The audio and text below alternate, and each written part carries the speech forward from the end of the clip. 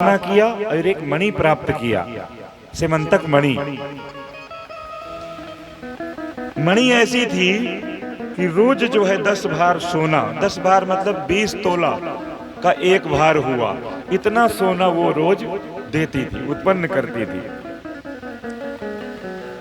तो कहते हैं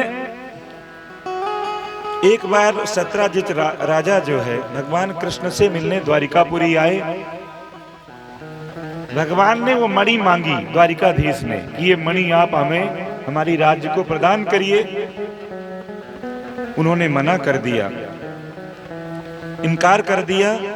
सत्राजीत के एक भाई जो साथ में आए हुए हैं, उनका नाम प्रसेन है। वो मणि गले में पहन करके प्रसेन जो है शिकार खेलने जंगल में गए। किसी हिंसक सिंह ने प्रसेन का वध कर दिया। वहीं पास में एक गुफा थी, जाम्बवान वृक्षराज जो राम जी के समय में विराजमान थे, वो रहते थे। वो मणि को ले गए गुफा के अंदर।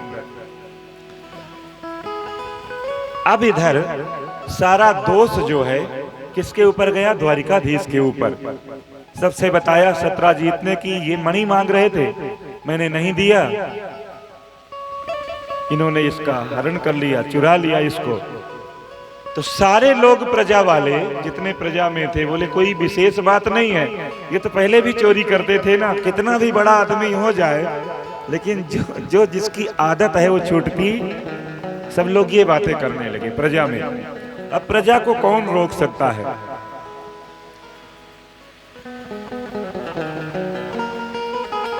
भगवान ने सोचा द्वारिकाधीश ने कि ये तो बड़ी विचित्र बात हो गई, सब लोग तरह तरह की बातें करते हैं, मुझे चोर समझते हैं कि चुरा लिया। चल पड़े मणि की खोज में, सेमंतक मणि की, और ढूंढते हुए उनको प्रसेन का वो शव मिला। प्रसेन पड़ा हुआ था, किसी सिंह ने मार दिया था, और उसी गुफा में प्रवेश कर गए जिसमें जाम्बवान रहते थे। जाम्बवान पहचान नहीं पाए और बड़ा भयानक उनका युद्ध हुआ। 17 दिन तक लड़ते रहे। अब जब जीत नहीं पाए तो भगवान नारायण को पहचान गए। बोले आप साक्षात मेरे इष्ट श्री राम हो। अब ऐसा क्यों हुआ? इतने बलवान थे जाम्बवान कि भगवान ने अपने चरण बढ़ाए तो 2 घड़ी में 7 परिक्रमा लगा लिया। कहीं भी उनको किसी से लड़ने का मौका नहीं मिला, केवल सलाह लेते रहे सभी। राम रावण युद्ध के समय में केवल सलाह लेते रहे, उनको कहीं ज्यादा लड़ने का समय नहीं मिला। एक इच्छा जागृत हुई कि मैं कहीं, ये धनुर्धर है राम जी, इनसे मेरा युद्ध हो गए। ऐसे बहुत सारे लोग हुए हैं, जैसे रावण थे। रावण के कोई लड़ने वाला नहीं था तो शिव जी के पास पहुंच गए। शिव जी ध्यान लगाए हैं तो पहाड़ ही उठा लिया पूरा। तो 17 दिन तक इनका युद्ध हुआ। बाद में पहचान लिया और बड़ी ग्लानि हुई जाम्बवान को कि मैं तो अपने स्वामी से लड़ रहा था। भगवान बोले द्वारिकाधीश की ये मणि हमें वापस करो। बोले मणि ऐसे नहीं दूंगा, अब ये मणि मुझे मिली है जंगल में तो इसमें मेरा अधिकार है, ये मणि आपको मैं नहीं दूंगा, लेकिन अगर आप एक मेरी बात मानो तो मैं मणि दे सकता हूं। बोले क्या? बोले मेरी एक बेटी है मेरे, तब उसको स्वीकार करो और दहेज के रूप में मैं ये मणि आपको प्रदान करता हूं। बाल कृष्ण लाल की जय। द्वारिकाधीश ने तुरंत स्वीकार कर लिया और अपनी बेटी जाम्बवती का विवाह द्वारिकाधीश के साथ कर दिया।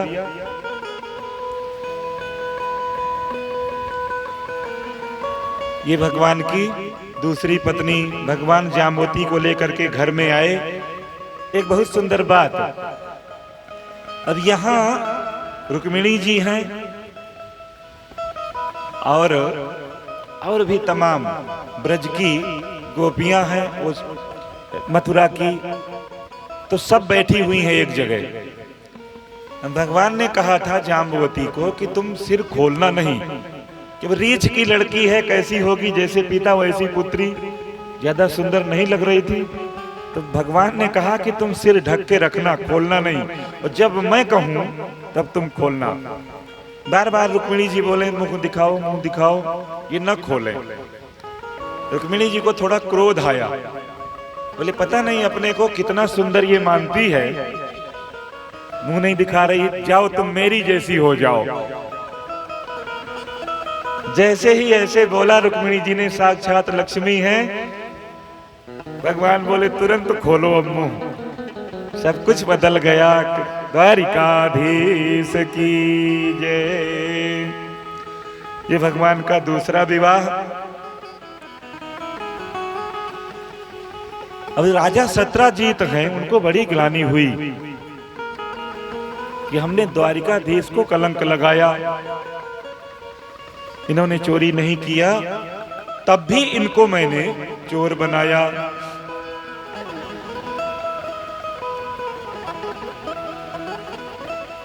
बाल कृष्ण लाल की जय। उनको भी बड़ी ग्लानि हुई, बड़ा पछतावा हुआ, और निवेदन किया कि महाराज मेरी एक पुत्री है, अब ये मणि मैं अपने पास रखूंगा नहीं, ये मणि मैं आपको सौंपना चाहता हूं, लेकिन मेरी एक पुत्री है, आप उसे स्वीकार करिए। सत्यभामा नाम की मेरी पुत्री, उसको आप कृपा करके स्वीकार करिए। भगवान ने स्वीकार कर लिया। ये भगवान का तीसरा विवाह हुआ। द्वारिकाधीश की जय। आइए सभी प्रेम से गाएंगे। ओ कर प्रेम की इस दिल में लगी घात ना होती, लगी घात ना होती, तो सच है कि मोहन से मुलाकात ना होती। प्रेम की इस दिल में लगी घात ना होती, लगी घात ना होती, तो सच है कि मोहन से मुलाकात ना होती, तो सच है कि मोहन से मुलाकात ना होती।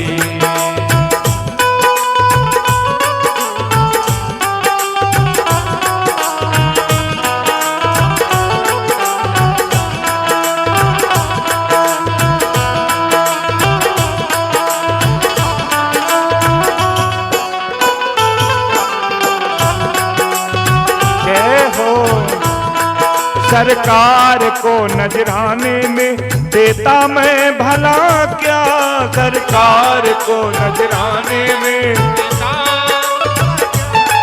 सरकार को नजराने में देता मैं भला क्या, सरकार को नजराने में देता मैं भला क्या। और कहते हैं कुछ खास गुनाहों की जो सौगात न होती, कुछ खास गुनाहों की जो सौगात न होती, तो सच है कि मोहन से मुलाकात न होती, तो सच है कि मोहन से मुलाकात न होती। कर प्रेम की इस दिल में लगी घात न होती, लगी घात ना होती, तो सच है कि मोहन से मुलाकात ना होती, तो सच है कि मोहन से मुलाकात ना होती। और बहुत सुंदर लाइन है। क्यों होते मुखातिब वो भला मेरी तरफ को, क्यों होते मुखातिब वो भला मेरी तरफ क्यों, वो मेरी तरफ को, वो मेरी तरफ को। कैसे?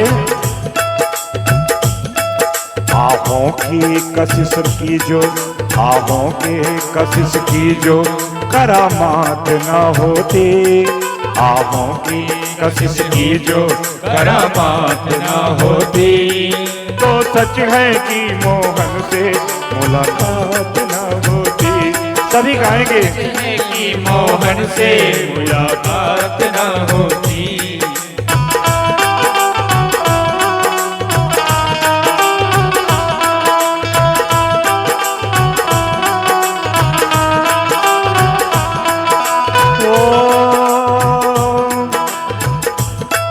है दर्द मुहब्बत का फकत सारा तमाशा है, दर्द मुहब्बत का सारा तमाशा, सारा तमाशा, सारा तमाशा। और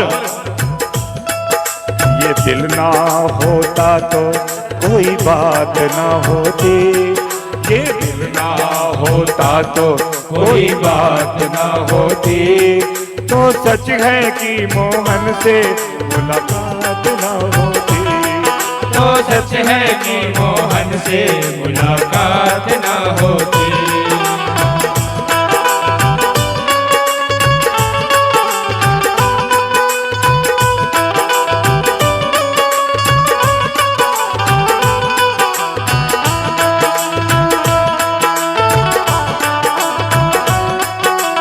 सच है कि मोहन से मुलाकात ना होती, तो सच है कि मोहन से मुलाकात न। और कहते हैं द्रग बिंदु बताते हैं कि घनश्याम है दिल में, द्रग बिंदु बताते हैं कि घनश्याम है दिल में, द्रग बिंदु बताते हैं कि घनश्याम है दिल में, द्रग बिंदु बताते हैं कि घनश्याम है दिल में।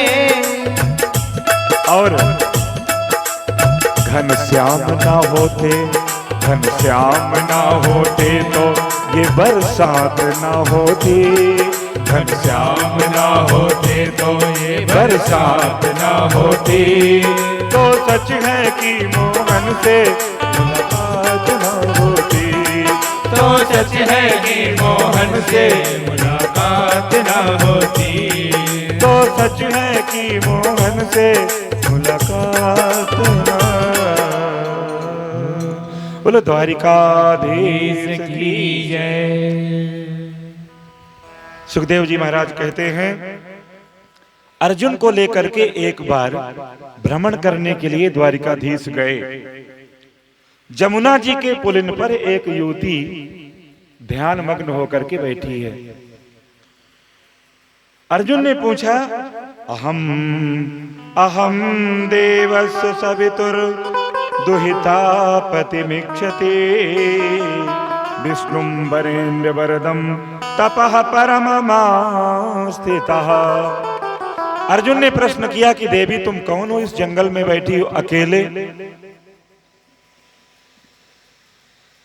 बोली मैं सूर्य पुत्री कालिंदी हूं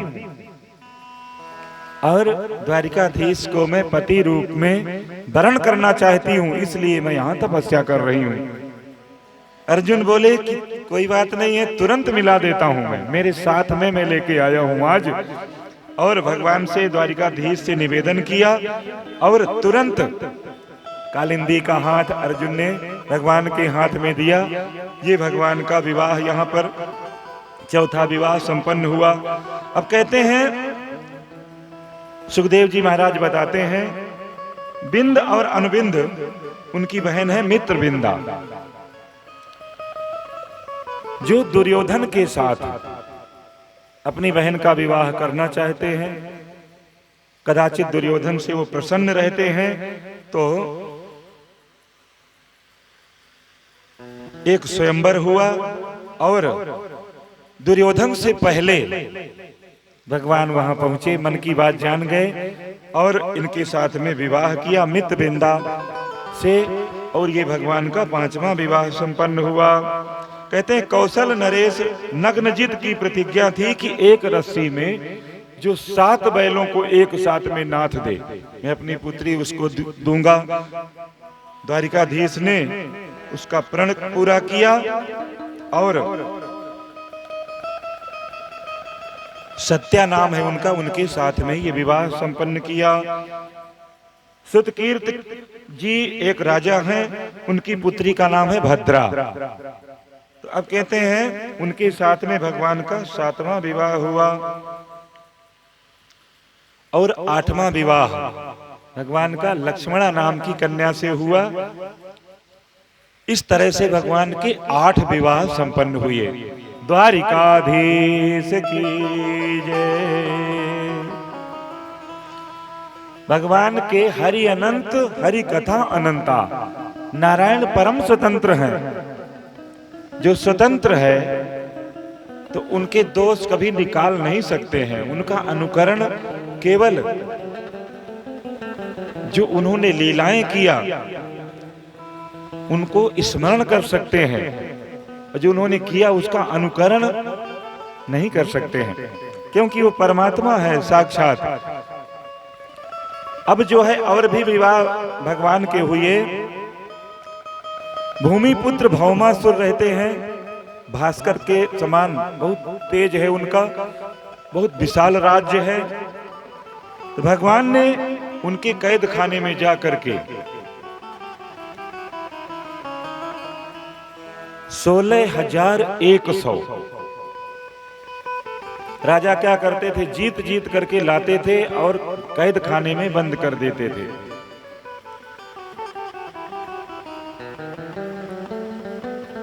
तो भगवान ने सोचा कि हमारी सब पत्नियां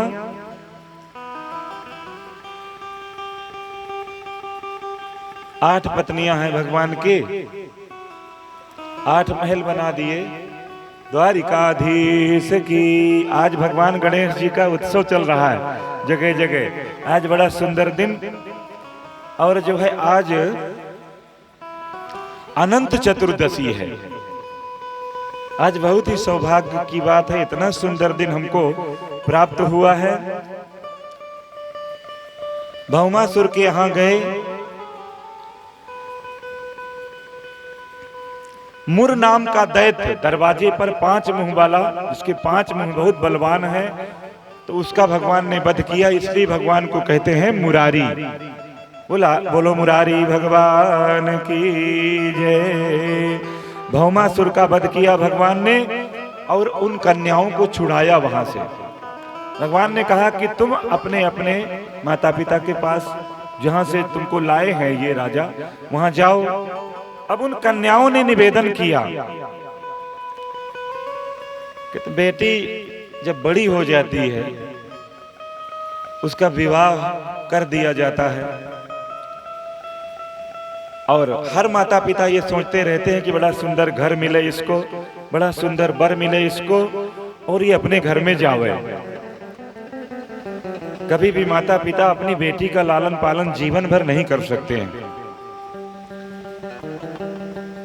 ऊपर चंद्रमा रहता है ना, कहते हैं चंदा मामा दूर के, सभी बोलते हैं ना, बच्चों को बताते हैं अपने।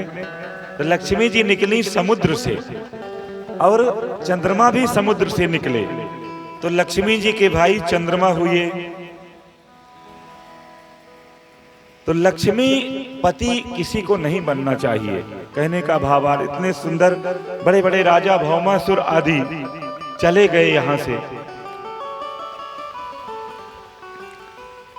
लक्ष्मी को अपनी बेटी मान सकते हैं। बेटी कैसे माने? अगर बहुत लक्ष्मी है तो उसके लिए सुयोग्य वर ढूंढना चाहिए। वर कैसा? इतना सुंदर अवसर, इतना सुंदर अवसर ढूंढना चाहिए कि लक्ष्मी जी को कहां वरण करें, नारायण के साथ में कहां लगावें। जो आदमी लक्ष्मी पति बन बैठता है, लक्ष्मी नाराज हो जाती है। लक्ष्मी धीरे धीरे करके समूलेन विनश्यति, फिर वो चली जाती हैं, फिर वो रुकती नहीं है। तो इसलिए लक्ष्मी को जो है अपनी पुत्री मानिए, लक्ष्मी जी को अपनी मां मान करके ऐसे अवसर ढूंढते रहना चाहिए। बहुत लक्ष्मी आवे। आपने सुना होगा कितनी मशीनें लेकर के नोटें गिन रहे हैं। वो नोटें बड़ी बड़ी मशीनें लेकर के गिन रहे हैं। तो जितनी खुशबू उनमें इत्र की लगी थी, सेंट की, वो सारी चली गई। सब उठा के ले गए और फटीचर बना स्कूटर में घूमता रहा। भोगा कुछ भोग नहीं पाया जीवन का सुख, सारी संपत्ति चली गई। तो संपत्ति आवे तो ऐसे सत्कर्म करना चाहिए। व्यासपीठ से उन बहनों को मैं नमस्कार करना चाहता हूं कि जिन्होंने इतना बड़ा आयोजन ठाकुर जी की कृपा से संपन्न किया। ताली बजाइए सभी उनके लिए। हमने अभी तक ये सुना था कि जो उनको जेब खर्च मिलता है उससे वो थोड़ा थोड़ा इकट्ठा करके छोटा मोटा संकीर्तन करा लिया, छोटा मोटा कहीं भजन करा लिया, लेकिन इतना बड़ा विशाल आयोजन इन्होंने कराया, ये प्रभु की कृपा। और पति देव जिनके यहाँ पर हैं उनको भी धन्यवाद, जो बाहर हैं नहीं आए हैं अभी तो उनको भी धन्यवाद, उन्होंने बराबर का साथ दिया उनका। तो लक्ष्मी जी ऐसे रहती हैं, प्रसन्न होती हैं, वो सद लक्ष्मी हैं, वो फिर 1000 गुना करके आपके घर में निवास करेंगी। तो इस तरह से कहते हैं अयम ही परमो लाभो ग्रहे सुग्रह में धिनाम यत्रैर्मनीयते या महा प्रियाया भीरुभामनी।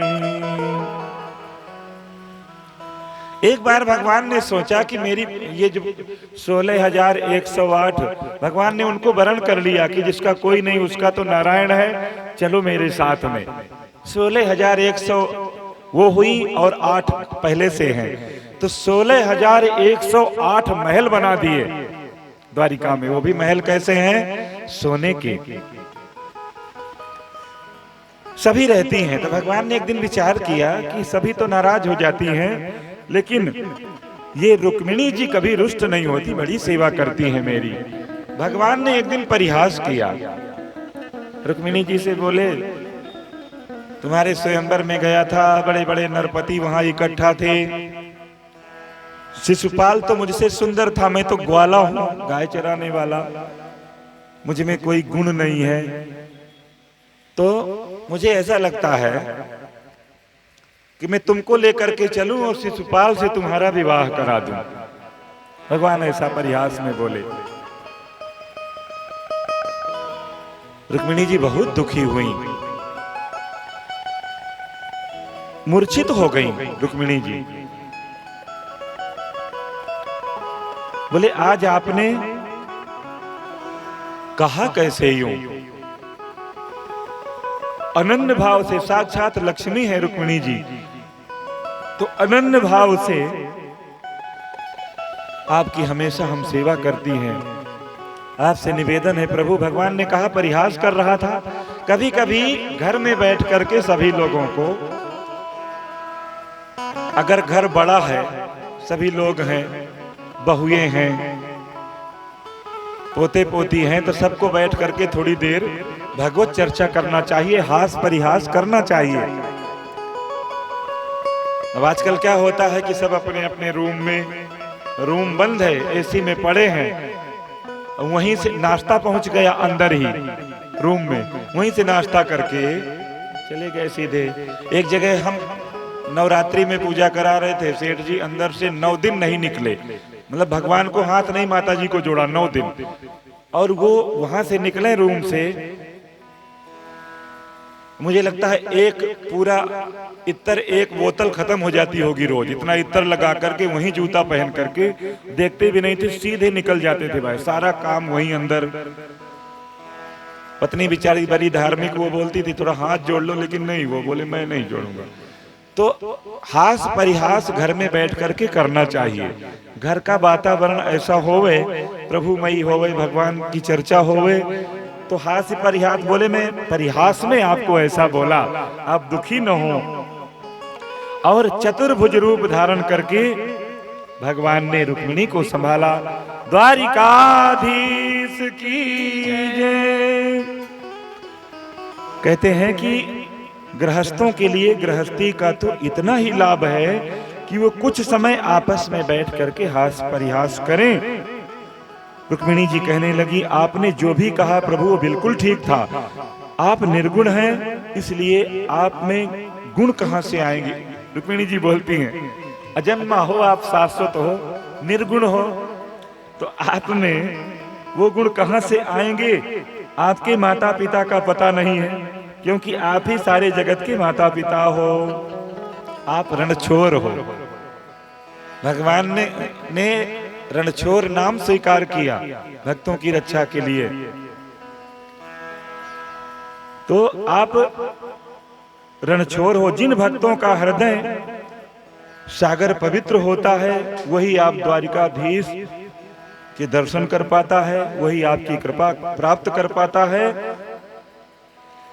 और अपने घर को ही द्वारिका बना लेता है। बोलो द्वारिकाधीश की जय।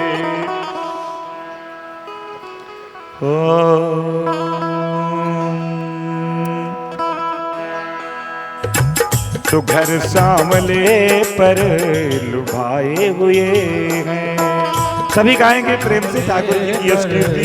लुभाए हुए तो घर सांवले पर लुभाए हुए हैं। सुघर सांवले पर लुभाए हुए सर्वस्व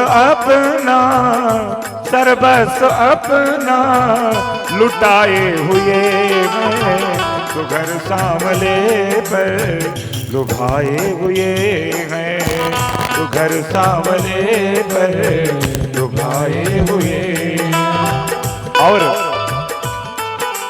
भगवान कैसे हैं? सभी बैठे बैठे प्रेम से, जब तक आप यहां बैठे घर का बिल्कुल ध्यान नहीं करना, कोई दूसरी चीजों का ध्यान नहीं करना। ठाकुर जी की शरण में रहिए। ओ अदा मुस्कुराहट चलन और चितवन, अदा मुस्कुराहट चलन और चितवन।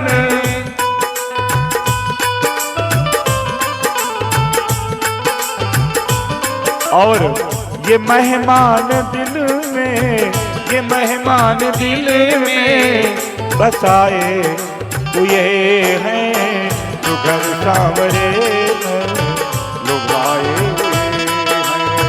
तो घर सांवरे पर लुभाए हुए हैं।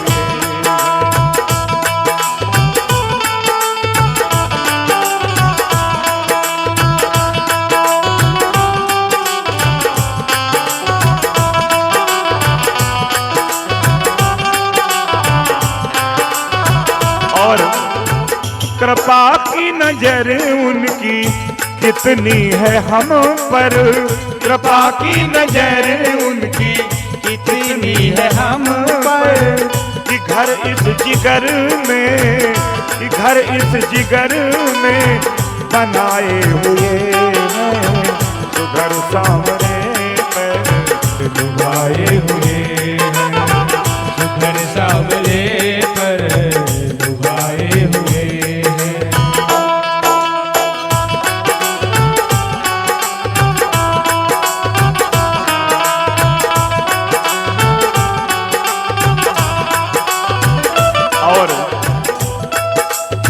सुंदर बात है इस लाइन में। ओ न भूलेगा एहसान, ना भूलेगा एहसान उनका मेरा दिल। न भूलेगा एहसान उनका मेरा दिल। ओ नजरों में इनको, नजरों में इनको चढ़ाए हुए हैं। तो घर सांवले पर लुभाए हुए हैं। तो घर सांवले पर लुभाए हुए हैं। सर्वस्व अपना बस अपना लुटाए हुए हैं। तो घर सांवले पर लुभाए हुए हैं। तो घर सांवले द्रगों के ये दो बिंदु हैं श्याम इसमें। है श्याम इसमें। कैसे? ये घन श्याम दिल में, ये घन श्याम दिल में समाए हुए हैं। तो घन सुघर सामले पर डुबाए हुए हैं, सुघर सामले पर डुबाए हुए हैं। सर्वस्व अपना सर्वस्व अपना लुटाए हुए हैं, सुघर सामले पर डुबाए हुए हैं, सुघर सामले पर डुबाए हुए हैं, सुघर सामने पर सुघर सामने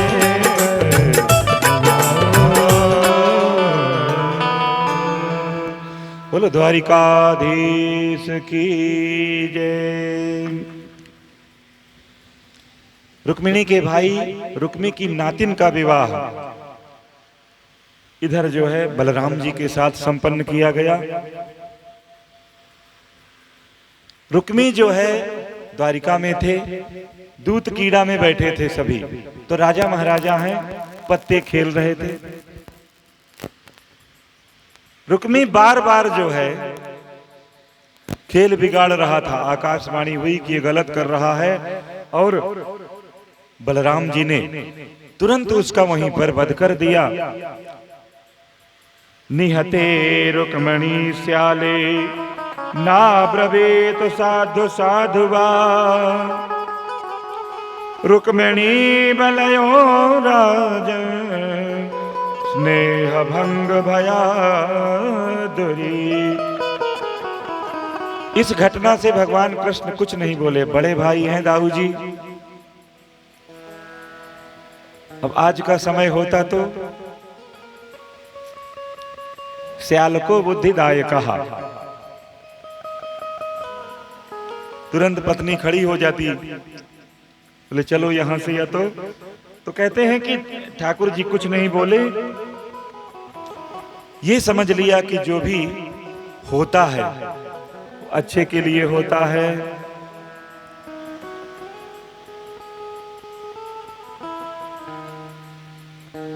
कोई नाराज नहीं हुआ, न रुक्मिणी जी नाराज हुई ठाकुर जी के ऊपर, और न दाऊ जी के ऊपर बालकृष्ण द्वारकाधीश नाराज हुए। इस तरह से नाना प्रकार की कथाएं हैं जो सुखदेव जी महाराज गंगा तट पर राजा परीक्षित को सुना रहे हैं।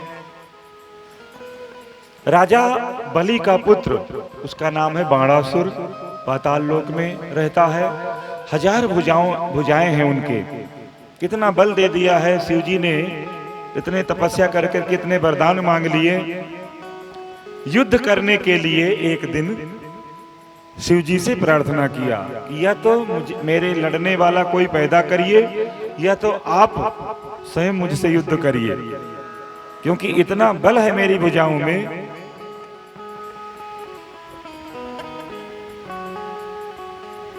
तो कहते हैं भगवान शिव जी ने कहा कि कोई बात नहीं है, तुमसे लड़ने वाला पैदा हो गया है, तुम चिंता मत करो, बहुत जल्दी। तो कहते हैं इधर भगवान द्वारिकाधीश का पूरा परिवार भर गया। कहते हैं कि 16,108 रानियां, उनके 10-10 पुत्र हुए, 10-10 पुत्र, और फिर उनके 10-10 पुत्र हुए। टोटल मिलाकर के 56 लाख जनसंख्या खाली उनके परिवार की, एक परिवार की हुई। अब एक एक कन्या, सब रानी के एक एक कन्या है, इतना बड़ा परिवार। अब इधर बता रहे हैं कि बाणासुर की बेटी, उसका नाम उषा है। चित्रलेखा नाम की एक यक्षिणी उनकी दासी है, जो वायु की गति में चल सकती है, किसी को भी कहीं से भी हरण करके ला सकती है, ऐसी उनकी यक्षिणी दासी। तो एक दिन बड़ा सुंदर सपना उषा ने देखा, बाणासुर की बेटी, कि एक सांवला सलोना सुंदर राजकुमार जिसके साथ मैं विहार कर रही हूं, ना सुंदर सपना देखा।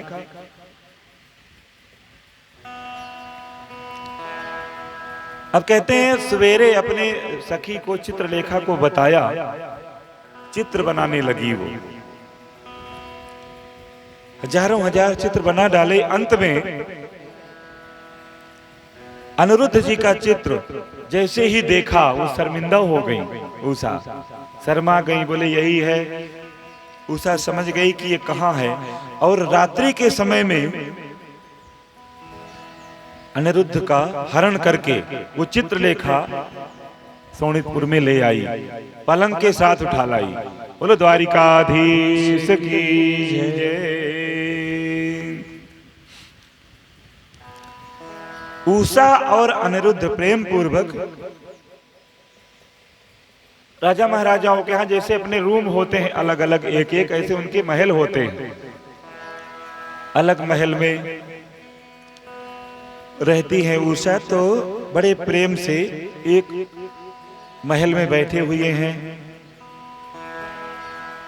हंसने की आवाज आई एक दिन जोर जोर से, किसी ने सुना और जा करके बाणासुर को बताया कि लगता है आपके साथ छल हो रहा है कोई। आपके बेटी के घर से, रूम से बहुत जोर जोर से हंसने की आवाज आ रही है। बाणासुर आए, जैसे ही दरवाजा खुला तो अनिरुद्ध बैठे हुए हैं पलंग पर।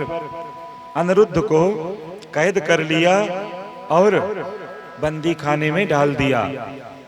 इधर नारद जी महाराज समय से द्वारिकाधीश के पास पहुंचे। बोले आपके पौत्र को बाणासुर ने बंदी बना करके रखा है पाताल लोक में। नारायणी सेना सजा करके, पूरी नारायणी सेना लेकर के भगवान कृष्ण और बलराम बाणासुर से आक्रमण करने के लिए, उससे लड़ाई करने के लिए चले और आक्रमण कर दिया। बहुत भयानक युद्ध यहाँ पर हुआ। शिव जी के परम भक्त थे बाणासुर, शिव जी भी लड़ने के लिए आए। मन ही मन ठाकुर जी ने प्रणाम किया और सम्मोहन बाण ऐसा छोड़ा, उनको नींद आने लगी। शिव जी को जमुहाई लेने लगे। इतने में 4 भुजाएं केवल छोड़ करके अर्थ, धर्म, काम और मोक्ष, 4 भुजाएं छोड़ करके सारी भुजाएं काट दिया भगवान ने बाणासुर की। बाणासुर का सारा अभिमान चला गया और भगवान को नमस्कार किया और अनिरुद्ध और उषा का विधि विधान से विवाह कर दिया। भगवान को नमस्कार करके भगवान को विदा किया द्वारिकापुरी के लिए। तो सुखदेव जी कहते हैं कि हे राजा परीक्षित, एक और बड़ी सुंदर कथा है, वो आपको मैं बता रहा हूं। नगो नाम नरेंद्रो मिक्ष्वाकुतनया प्रभो दाने स्वाख्यायमानेषु यदि ते कर्णमम स्पृशन्। एक बार भगवान अपने पुत्रों के साथ में जंगल में गए छटा देखने के लिए। परिवार के साथ में ठाकुर जी जा रहे हैं पुत्रों के साथ में। तो उनके पुत्रों ने देखा, बालकों ने, कि गेंद खेल रहे थे, गेंद चली गई, कुआं में जाके गिर गई। और झांक करके देखा तो वहां बड़ा भयानक अचानक जो है एक गिरगिट, जो इतना बड़ा था कभी नहीं देखा था वैसा, वो देखा। द्वारिकाधीश से आकर के बोले कि दादाजी, एक इतना भयानक जीव मैंने देखा है जो आज तक कभी नहीं देखा। ठाकुर जी आए और अपने कर कमलों से उस पर स्पर्श किया। दिव्य स्वरूप धारण करके वो गिरगिट खड़ा हो गया। ठाकुर जी ने पूछा कि तुम्हारी ऐसी दशा कैसे हुई, तुम गिरगिट कैसे बने? कई लोग कहते हैं ना कि ये जन्म मनुष्य का मिला है तो इसमें जितनी भोग की सामग्रियां हों सजा लेना चाहिए। भरत जी जब राम जी से मिलने जा रहे थे तो प्रयागराज में भरद्वाज ऋषि ने एक किला बना दिया, महल। ये अयोध्या के भावी राजा हैं और पूरी सेना लेकर के आए हैं, तो इनका स्वागत अच्छे से होना चाहिए। रिद्धि और सिद्धियों को बुलाया, बोले इनका अच्छे से स्वागत करना। सुंदर महल बना दिया। भरत जी कैसे रहे पूरी रात, एक एक कंकड़ चुन करके जो बिछौना था उसमें डालें और उसी में रात भर बैठे रहे। तो अगर सुख सुविधा, देखिए साधन शरीर बिगाड़ता है, जितने ज्यादा साधन बसाएंगे उसी में रहने का प्रयास करेंगे, एक भी बाहर नहीं निकलेंगे तो शरीर बिगड़ जाएगा। धीरे धीरे आयु आधी हो जाएगी, धीरे धीरे शरीर कोई काम का नहीं रहेगा। तो इसलिए राजा बताते हैं, बड़ा सुंदर साम्राज्य था मेरा। वो जो राजा गिरगिट के रूप में प्रकट हुए, मैं नृग नाम का एक राजा था और रोज मैं गायों का दान करता था ब्राह्मणों को। एक दिन एक गाय कोई जो है दौड़ करके दान की हुई गाय मेरे गौशाला में आ गई, दान की हुई गाय। और दूसरे दिन मैंने दान किया तो वो गाय भी साथ में मैंने दान कर दिया। अब ब्राह्मण ना हम हलाहलम मन्ने विषम यस्य प्रतिक्रिया ब्रह्म स्वम ही विषम प्रोक्तम नाश्य प्रतिविधिर्भुवि। उस गाय का भी मैंने दान कर दिया। उसी समय वो ब्राह्मण जिनको पहले दिन दान किया था गाय ढूंढते हुए आए और बोले ये तो मेरी गाय है। अब जिनको आज दान किया है वो बोलते नहीं, आपने तो ये सुंदर गाय हमको दिया है, इसको हम ही ले जाएंगे। बहस होने लगी आपस में ब्राह्मणों में। बाद में एक ब्राह्मण ने श्राप दे दिया राजा को, बोले एक गाय को तुम 2 बार दान करते हो, जाओ तुम गिरगिट हो जाओ। गिरगिट रंग बदलता है, तुमने रंग बदला। ये कथा इसलिए सुनाई कि कई लोग ऐसे होते हैं, उनकी दृष्टि कथा में भी आएंगे या कहीं अनुष्ठान में जाएंगे, वो सीधे कब्र में ही रहती है। जो कब्र पड़े हैं उनमें रहती है दक्षिणा में। कैसे? कई लोग बोले पंडित जी आज भजन हुआ, सारे मेरे मेहमान आए, ज्यादा आ गया आज, तो इसको हम ले करके और खाटू श्याम जाएंगे, वहां दान करेंगे। तो एक बार किया हुआ दान आप उसको छू नहीं सकते हो, दोष है उसमें। अब वो जो कर रहे हैं ब्राह्मण पूजा पाठ, अगर उनके भाग्य से कोई ज्यादा आ गया तो आपको उसको देखना ही नहीं चाहिए, क्योंकि दान किया हुआ उसकी गति कैसे होती है, गिरगिट बनता है बाद में, राजा नृग के समान। तो इसलिए ये ध्यान हमेशा रखना चाहिए। अब दान में सोना चांदी भी आ जाए, कुछ भी आ जाए, तो वो दान देना चाहिए। कभी पूजा करते हैं तो पहले भाव खराब कर लेते हैं। दुकान में गए, बोले दीजिए, ये दे दीजिए, ये पूजा के लिए है। पूजा जैसे बोलेंगे तो मुंह खराब हो गया, तो सड़ी हुई वस्तु, खराब वस्तु।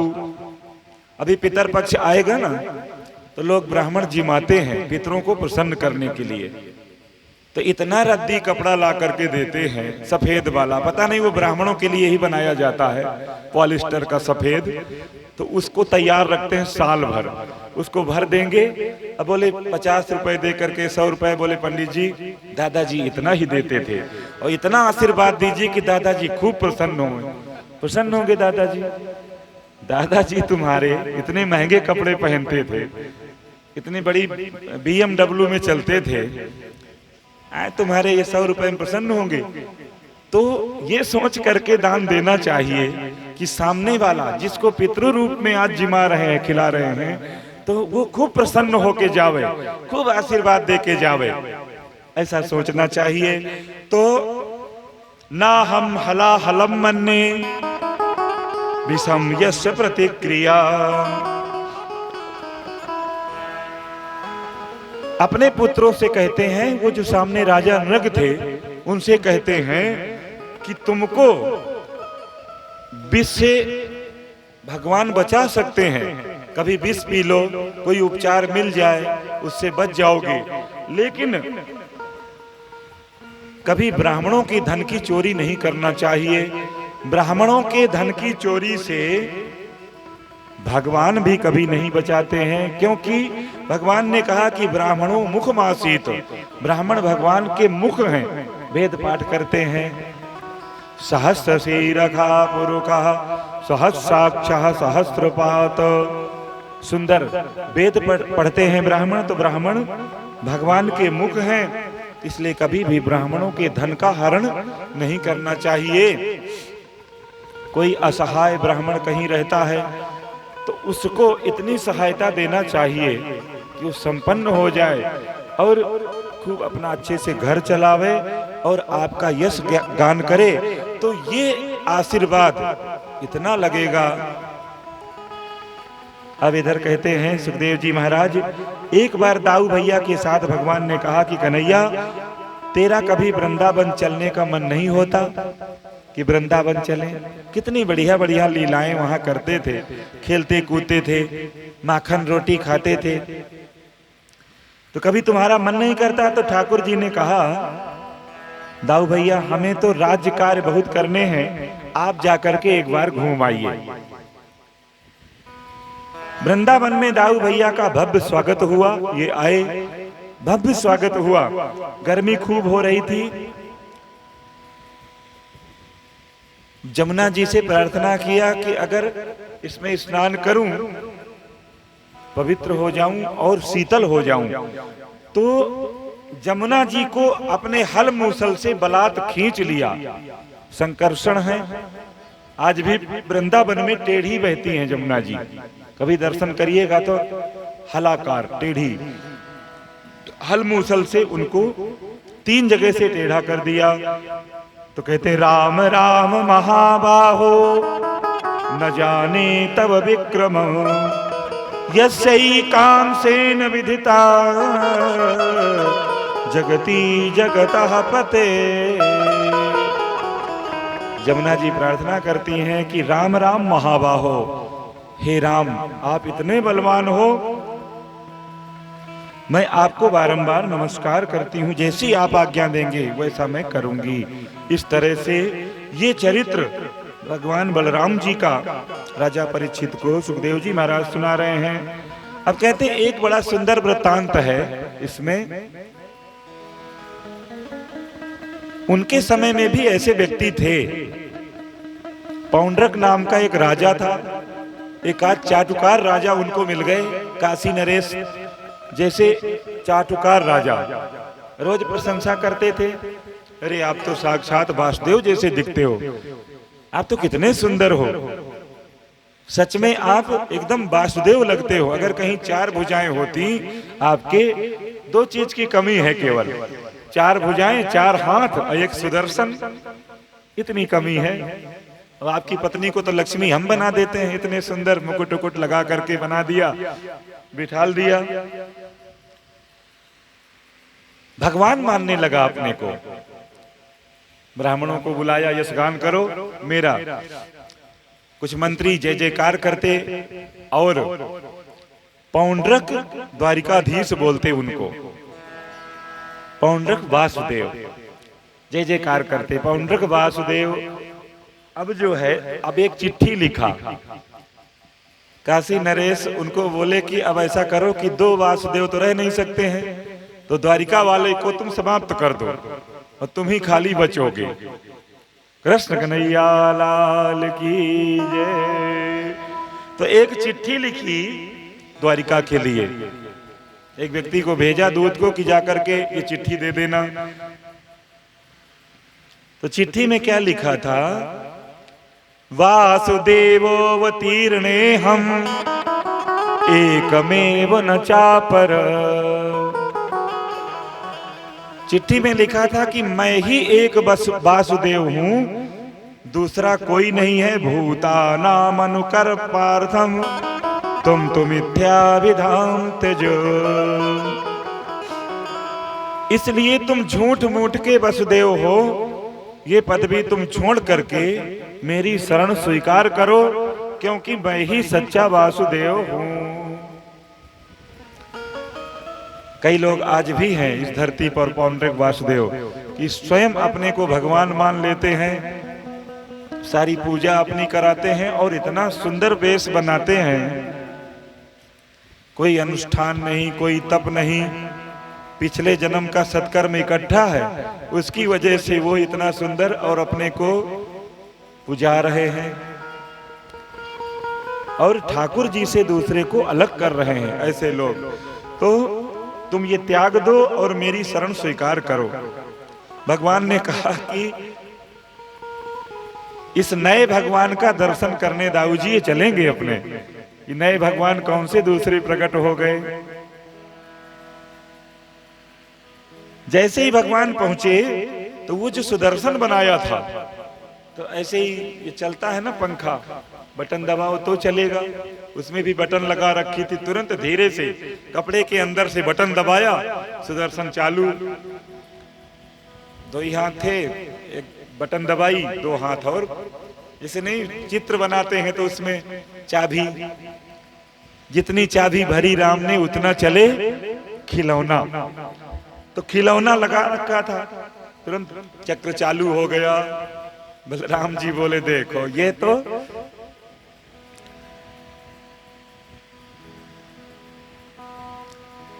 गरुड़ में उड़ते उड़ते एक गरुड़ भी बना रखा था फर्जी, ऊपर उठा कि देखो मैं तुमसे ज्यादा बलवान हूं और तुमसे ज्यादा सुंदर हूं, तो इसलिए मैं ही सच्चा वासुदेव हूं। भगवान ने तुरंत अपना चक्र चलाया, तो ये भौतिक चक्र जो था ये तुरंत टूट करके खिलौना बन गया और भगवान ने उस पौंड्रक वासुदेव का उद्धार किया। काशी राज का भी उद्धार किया, क्योंकि वो गलत का साथ दे रहे थे।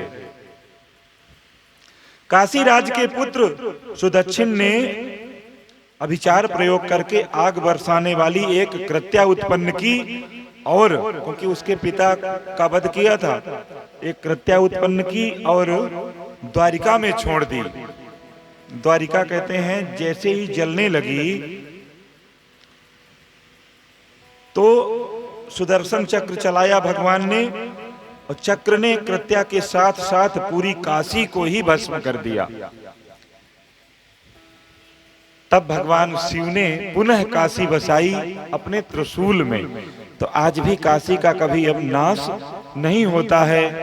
भगवान शिव की नगरी काशी कही गई है। बोलो उमापति महादेव की जय।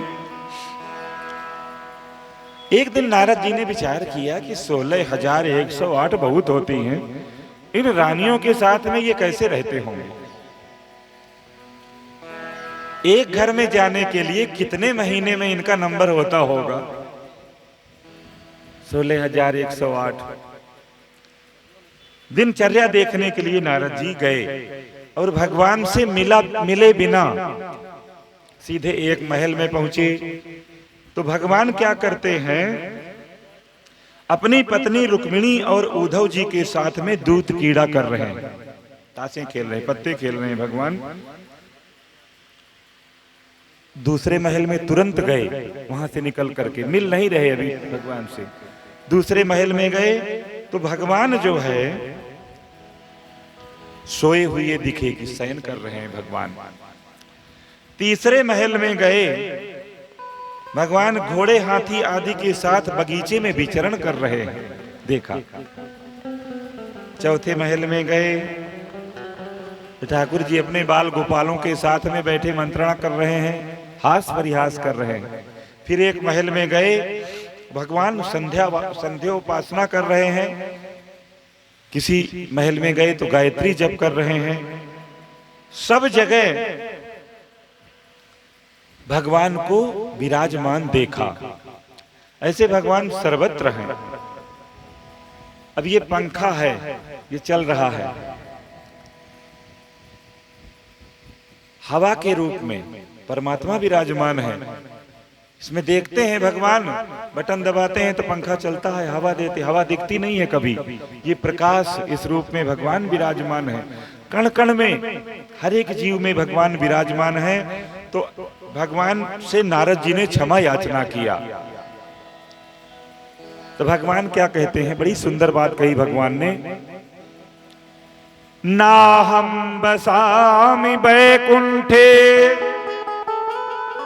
योगिनां हृदयेन च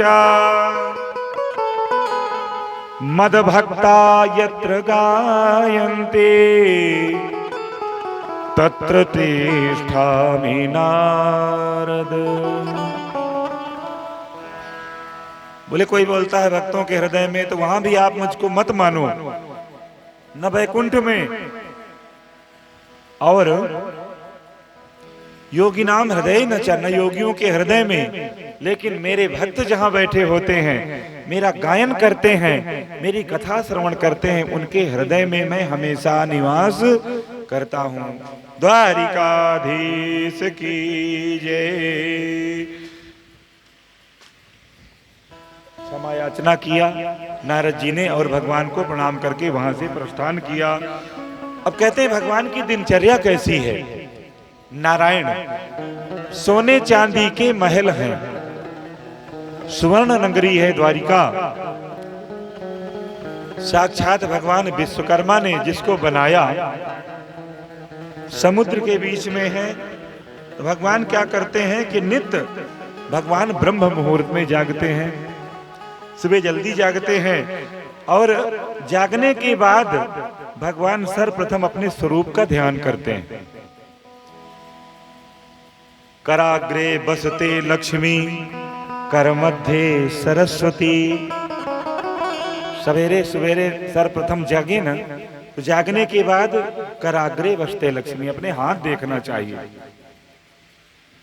कर मध्य सरस्वती, फिर पृथ्वी माता को प्रणाम करके पैर रखना चाहिए कि माँ है, ये सब कुछ हमको देती है। तो ध्यान करते भगवान और स्नान अग्निहोत्र आदि करके भगवान अपने माता पिता को नित्य प्रति प्रणाम करते हैं। अपने बड़े बूढ़ों को प्रणाम करना चाहिए, रोज नमस्कार करना चाहिए। फिर भगवान जो है अपने सुधर्मा सभा में जाते हैं। ये सुधर्मा सभा जो है स्वर्ग से खींच करके लाई गई है यहाँ। और कल्प वृक्ष है, तो यहाँ जो भी मांगते हैं वो सब मिल जाता है। तो सुधर्मा सभा में जाकर के बैठ जाते हैं। तो कहते हैं एक बार, अब आगे कथा सुना रहे हैं कि एक बार भगवान सुधर्मा सभा में बैठे थे। उसी समय जरासंध के कैद खाने में बंद राजाओं के एक दूत जो है संदेशा लेकर के आए हुए थे। तो भगवान ने उन राजाओं का संदेशा सुना। उसी समय पांडवों के राजसूय यज्ञ का निमंत्रण लेकर के नारद जी पधारे थे। पांडव जो है हस्तिनापुर में इंद्रप्रस्थ में राजसूय यज्ञ करने के लिए जा रहे हैं। तो उद्धव जी से परामर्श लेकर के भगवान पहले पांडवों के यहाँ गए। पांडवों ने भगवान का स्वागत किया। भगवान भीम और अर्जुन को साथ लेकर के विप्र वेश बना करके अब जा रहे हैं, क्योंकि एक राजा अधीन नहीं हुआ है। राजसूय यज्ञ कब होता है? जो पृथ्वी के सारे राजा उस राज्य के अधीन हो जाए, उसकी अधीनता स्वीकार कर लें। तो भीम को लेकर के, अर्जुन को लेकर के और ठाकुर जी द्वारिकाधीश जरासंध के यहां जाते हैं।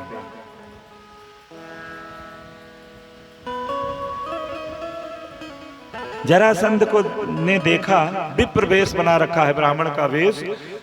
जरासंध ने देखा, बोले आप कुछ जाने पहचाने लगते हो, ऐसा लगता है कि कहीं मैंने देखा है। अब इन्होंने युद्ध की भिक्षा मांगी कि हमें भिक्षा में, हम ऐसे ब्राह्मण नहीं हैं आपसे युद्ध की भी इच्छा मांगते हैं। समझ गए तुरंत, अपना सही रूप दिखाओ। कपट वेश में आप भिक्षा मांगते हो,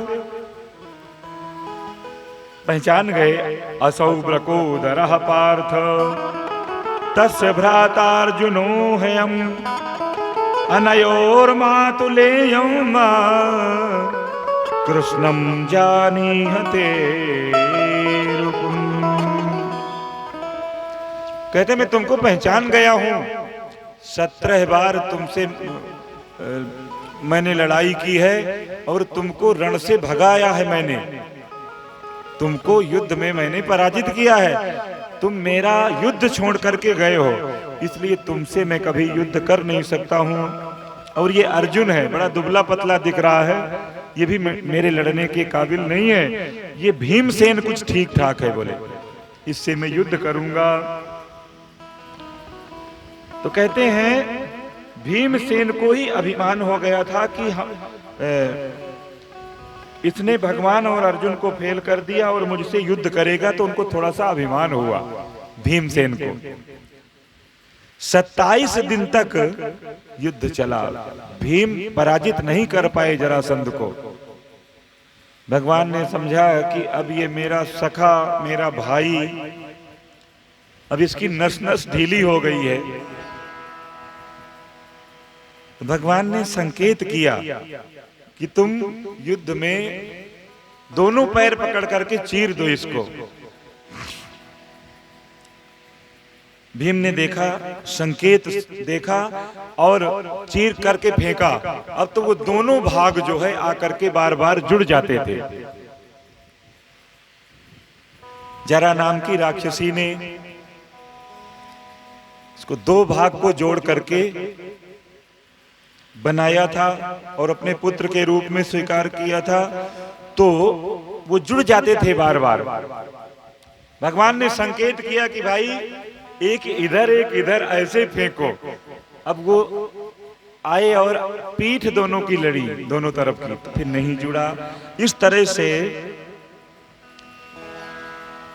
जरासंध का वध किया भगवान ने। अब राजसूय यज्ञ में पधारे। शिशुपाल जो है उनके बुआ का लड़का है शिशुपाल। यहां ये मंत्रणा हुई कि सबसे श्रेष्ठ यज्ञ में किसको बनावें।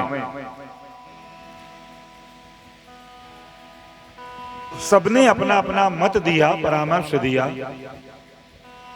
भीष्म पितामह ने कहा कि ये द्वारिकाधीश सबसे श्रेष्ठ हैं। लेकिन तुरंत शिशुपाल जो द्वेष रखता था तुरंत खड़ा हो गया, बोले इन ग्वालों को आप यज्ञ का श्रेष्ठ पुरुष बना रहे हैं, ऐसा संभव नहीं है। जब शिशुपाल पैदा हुआ था तो ठाकुर जी बुलाए गए थे। उनकी बुआ ने उनको बुलाया था कि देखो सुंदर बालक हुआ है। तो 4 हाथ में पैदा हुआ था। कितने? 4 हाथ। और ऐसी आकाशवाणी हुई थी कि अगर किसी के सामने इनकी ये 2 हाथ इनके गायब हो जाएं, तो समझना वही इसका वध करेगा। बोलो द्वारिकाधीश की जय। शिशुपाल द्वेष रखता था भगवान से, गालियां प्रारंभ कर दी। भगवान ने बुआ से कहा था कि 100 गाली इसकी मैं क्षमा कर दूंगा, 100 अपराध इसके क्षमा कर दूंगा। अब इसके ऊपर कोई गारंटी नहीं है। गालियां प्रारंभ कर दी। भगोड़े हो, ग्वाले हो, 99 हुई। द्वारिकाधीश ने रोका कि बस अब रुक जाओ, पूरा हो गया। लेकिन नहीं रुका, सुदर्शन चक्र चला। शिशुपाल का अंत हुआ वहीं पर। द्वारिकाधीश की जय। अब यहां पर राजसूय यज्ञ संपन्न हुआ। बाल कृष्ण लाल की जय। श्री कृष्ण गोविंद हरे मुरारे, हे नाथ नारायण वासुदेव।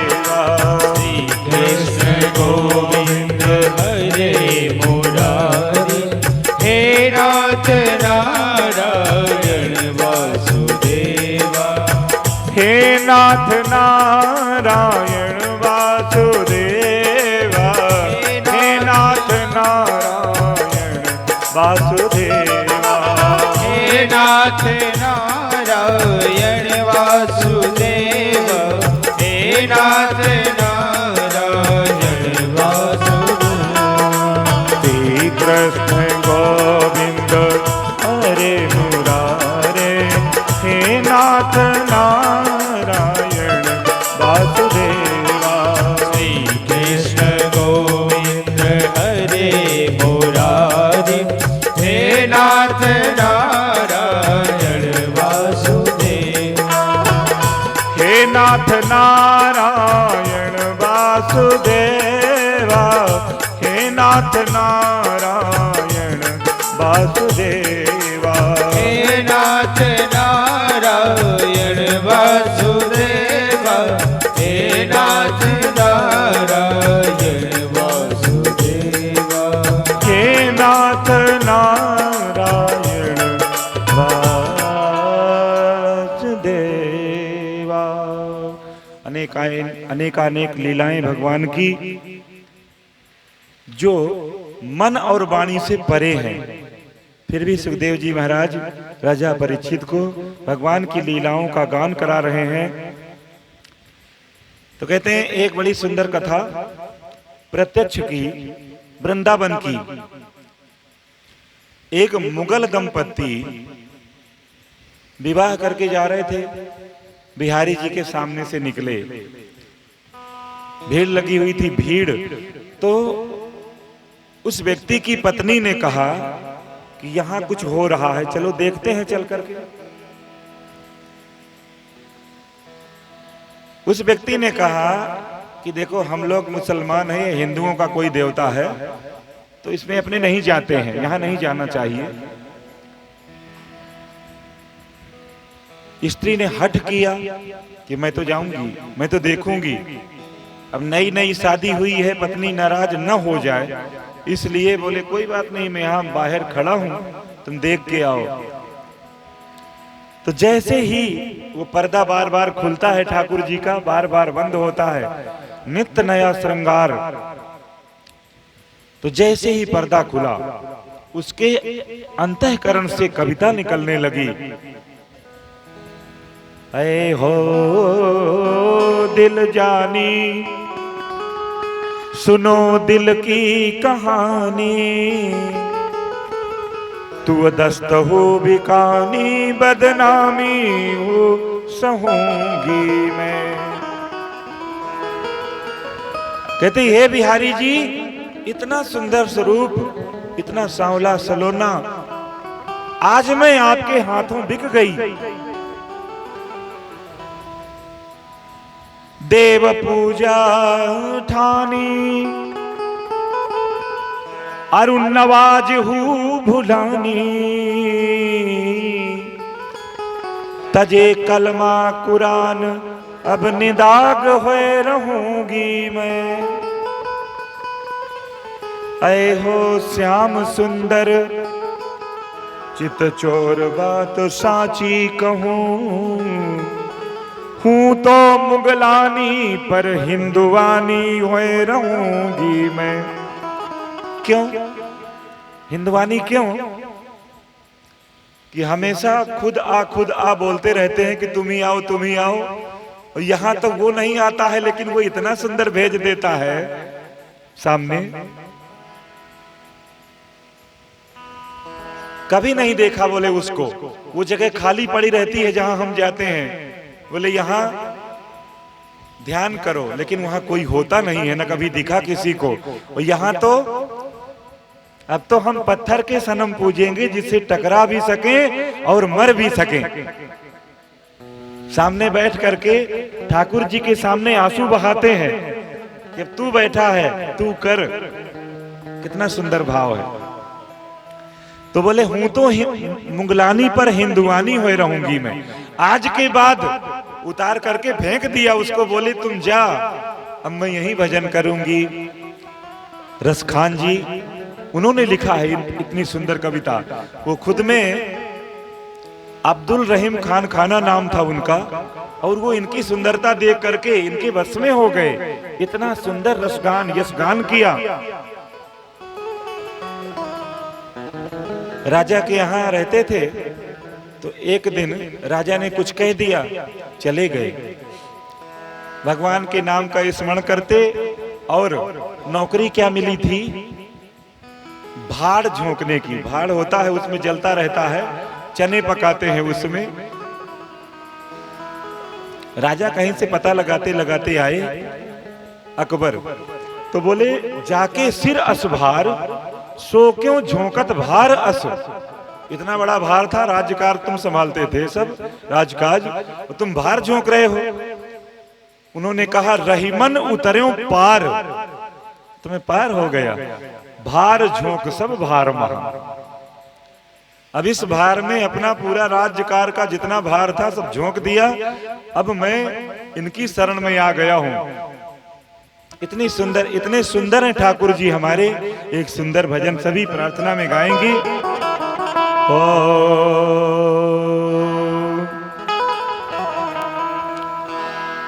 बहुत हो गया अब संभालो कन्हैया, बहुत हो गया अब संभालो कन्हैया, बहुत हो गया अब संभालो कन्हैया, बहुत हो गया अब संभालो कन्हैया, संभालो कन्हैया, बचा लो कन्हैया। सभी गाइए। बचा लो कन्हैया, बहुत हो गया अब संभालो कन्हैया, बहुत हो गया अब संभालो कन्हैया।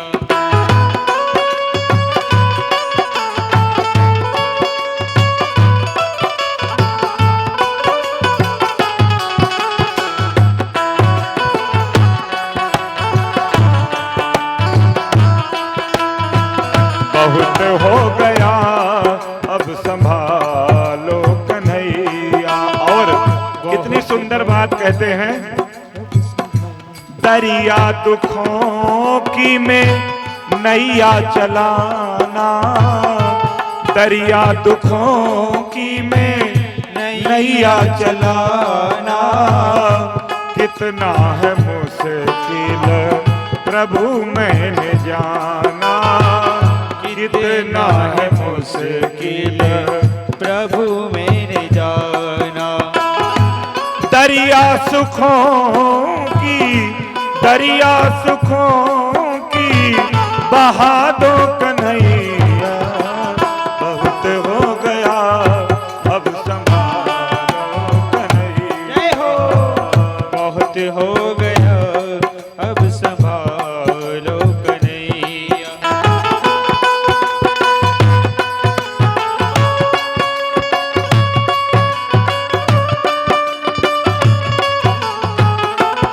द्वारिकाधीश की हो गया अब संभालो कन्हैया, संभालो कन्हैया। और घर में रहते हुए परमात्मा में हमारा ध्यान लगा रहे, ये प्रार्थना कर रहे हैं। नहीं जग में आसाना परवाह किसी की, नहीं जग में आशा परवाह किसी की, नहीं जग में आसाना परवाह किसी की, नहीं जग में आशा न परवाह किसी की। अगर तू है साथी ना चाहत किसी की, अगर तू है बिना चाहत किसी की। ओ अगर तू है साथी ना चाहत किसी की, अगर तू है बिना चाहत किसी।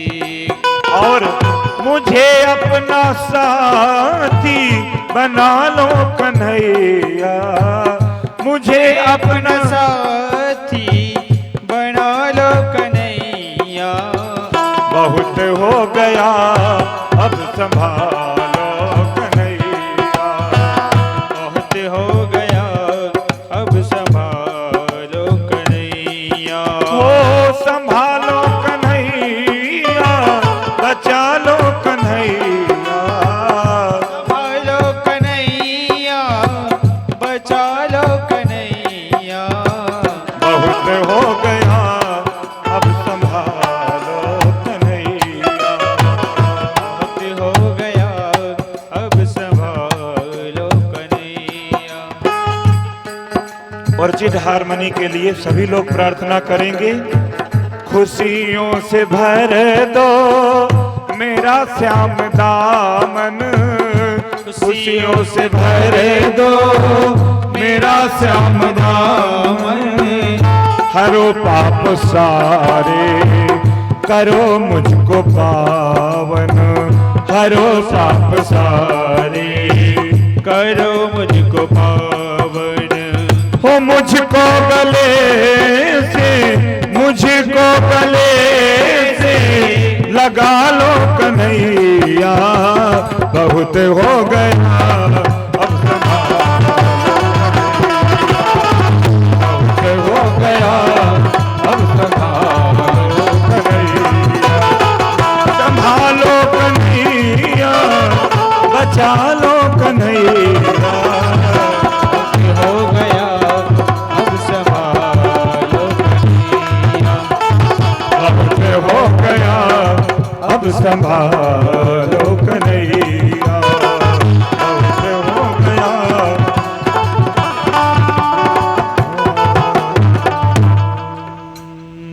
द्वारिकाधीश की जय।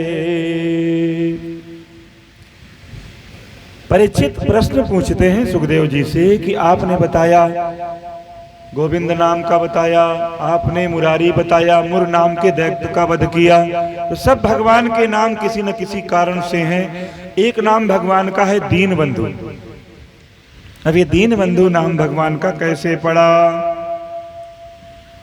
किस दीन को उन्होंने अपना बंधु बनाया? इतना सुंदर वृत्तांत जैसे ही पूछा तो सुखदेव जी महाराज बहुत प्रसन्न हुए। कृष्णस्यासीत् सखा कश्चिद् ब्राह्मणो ब्रह्मवित्तमा, विरक्त इंद्रियार्थेषु प्रशांतात्मा जितेन्द्रियः।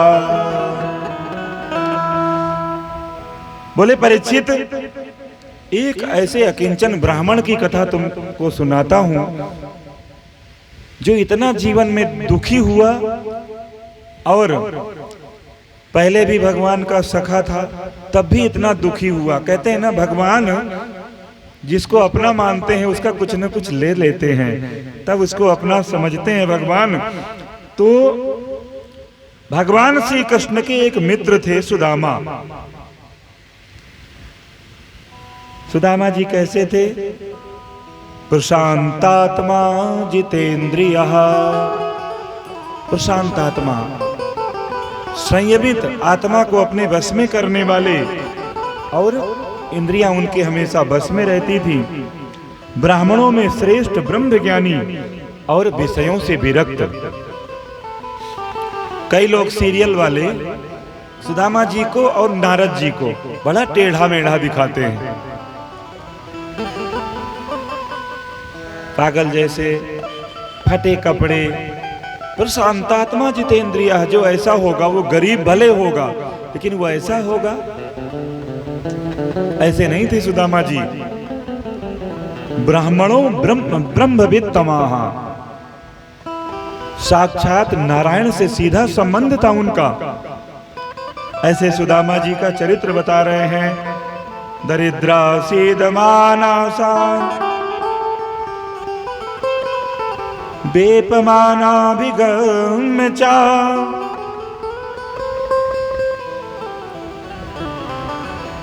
अब वो दरिद्र कैसे हुए? गुरुकुल में पढ़ते थे,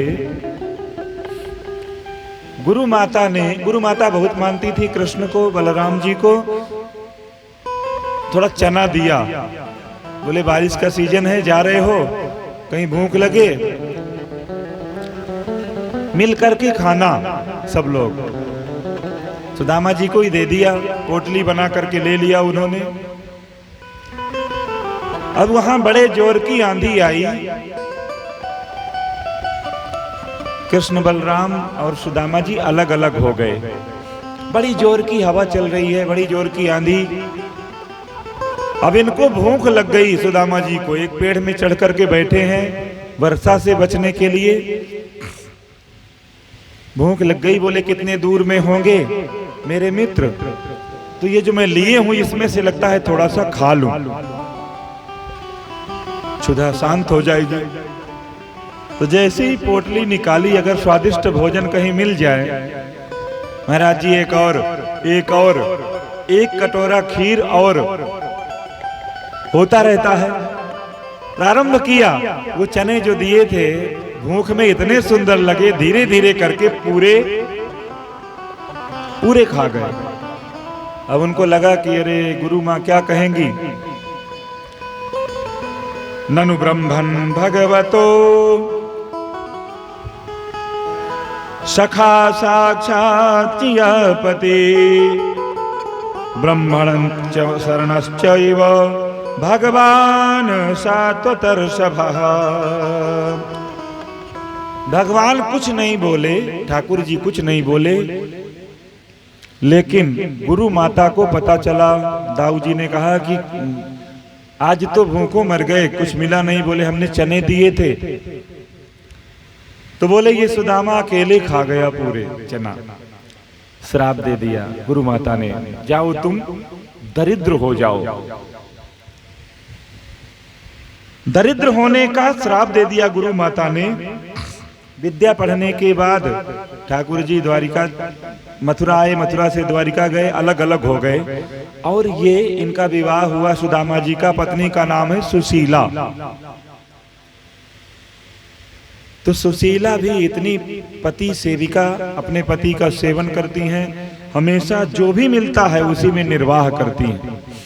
कहते हैं गृहस्थ की गाड़ी दो पहिए से चलती है। पति के अनुकूल पत्नी को होना चाहिए, जैसा समय होवे उसी प्रकार निर्वहन करना चाहिए। अपनी डिमांड जो है कम कर देना चाहिए बिल्कुल उस समय, तो गृहस्थ की गाड़ी बड़े अच्छे ढंग से चलेगी। तो सुशीला जी उसी तरह निर्वहन करती हैं। एक दिन ऐसा समय आया कि घर में कुछ भी नहीं बचा, कुछ भी नहीं था। अब देखिए सुदामा जी अजाचक ब्राह्मण थे, भिक्षुक नहीं थे वो कि दर दर भटकते रहते हों। कहीं भी बैठ गए ध्यान लगा करके, किसी ने कुछ दे दिया उससे उधर पोषण करते हैं। कभी कभी तो कई दिन एकादशी हो जाती है निर्जला, और उनके साथ में उनके बच्चे भी भोग रहे हैं। अगर हम पाप करेंगे, कुछ करेंगे, तो पूरे परिवार को हमको भोगना पड़ेगा।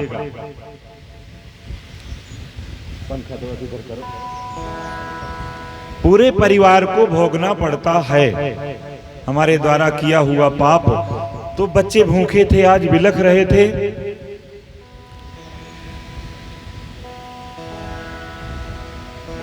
सुशीला ने कहा कि हमने सुना है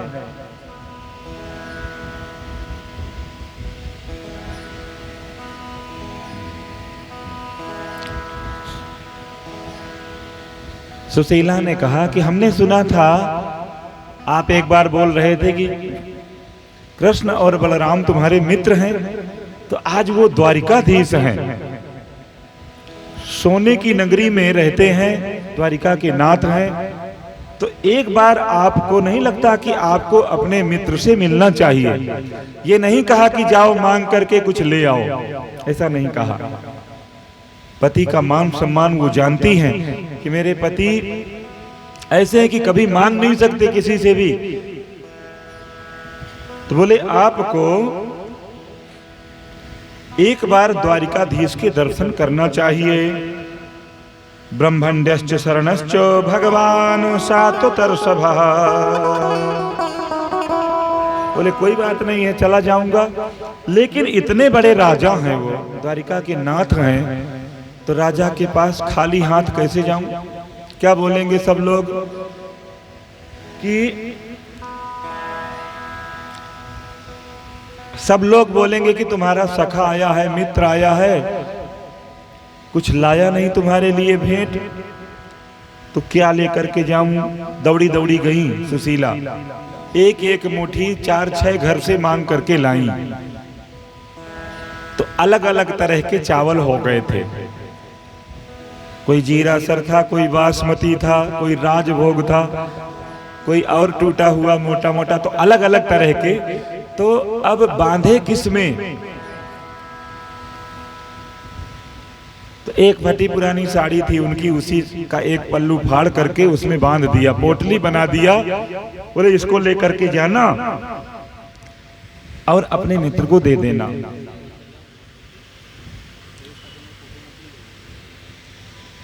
सुदामा जी विचार करते हुए जा रहे हैं कि राजा बन गए हैं, कैसे होंगे, मिलेंगे कि नहीं मिलेंगे। कि कई लोग जो ऐसे होते हैं बड़े, वो पीछे वालों को भूल जाते हैं सोसाइटी के हिसाब से। बोले कि ऐसे लोगों से अगर हम मिलेंगे तो लोग क्या कहेंगे।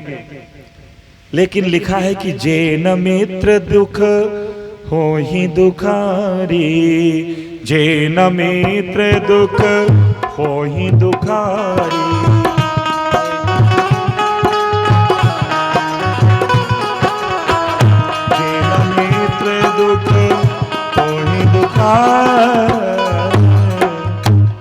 महान पाठक उनको लगता है जीवन में अगर वो मित्र के दुख में दुखी नहीं है तो कहते हैं कि सुदामा जी इसी प्रकार विचार करते करते पैदल, अब तो कुछ नहीं है, पैरों में भी कुछ नहीं है, नंगे पैर चले जा रहे हैं। एक बार उनको जंगल में कांटा लगा, ठाकुर जी दुखी हुए महल में। रुक्मिणी जी ने कहा क्या हुआ प्रभु? और पैर में देखा तो एक कांटा चुभा हुआ था। बोले इतने सुंदर महल में ये कांटा कैसे आया? विचार कर रही हैं। ठाकुर जी कुछ नहीं बोले, मन ही मन अपने मित्र की सहायता कर रहे हैं। थक हार करके एक जगह एक वृक्ष के नीचे सुदामा जी बैठ गए और उनको नींद आ गई। द्वारिकाधीश ने सोचा कि आज मेरा मित्र दुखी हो रहा है कि सहायता करूं, और योग माया के द्वारा वहां से उठा करके सीधे दरवाजे पर खड़ा किया द्वारिका के। सुदामा जी ने देखा, ओहो कितना सुंदर महल, और द्वारपालों से देख करके कहने लगे ये किसका महल है? पूछा। बोले ये द्वारिकाधीश का महल है, कृष्ण और बलराम का महल है। जैसे ही कृष्ण नाम सुना गदगद हो गए और कहने लगे, आप सभी गाएंगे प्रेम से।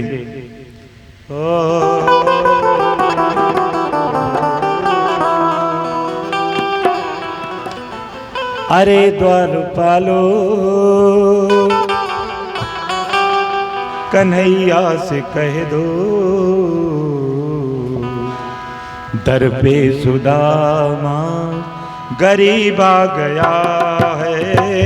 अरे द्वारपालो कन्हैया से कह दो, अरे द्वारपालो कन्हैया से कह दो, दर पे सुदामा गरीब आ गया है, कि दर पे सुदामा गरीब आ गया। अरे द्वारपालो कन्हैया से कह दो, अरे द्वारपालो कन्हैया से कह दो, दर पे सुदामा गरीब आ गया है, सुदामा गरीब आ गया। और भटकते भटकते भटकते भटकते न जाने कहां से तुम्हारे महल के करीब आ गया है।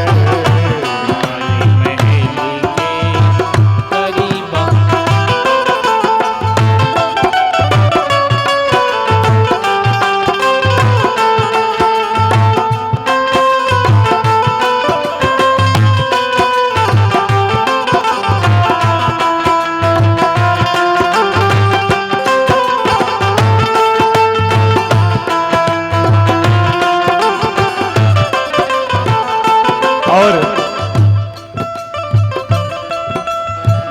न सर पे है पगड़ी न तन पे है जामा, न सर पे है पगड़ी न तन पे है जामा, बता दो कन्हैया को नाम है सुदामा। हो बता दो कन्हैया, सभी गाएंगे प्रेम से इस भजन को। नाम है सुदामा, न सर पे है पगड़ी न तन पे है जामा, बता दो कन्हैया को नाम है सुदामा। ओ न सर पे है पगड़ी न तन पे है जामा, बता दो कन्हैया को नाम है सुदामा, बता दो कन्हैया को नाम है सुदामा। कहने लगे एक बार मोहन से जाकर के कह दो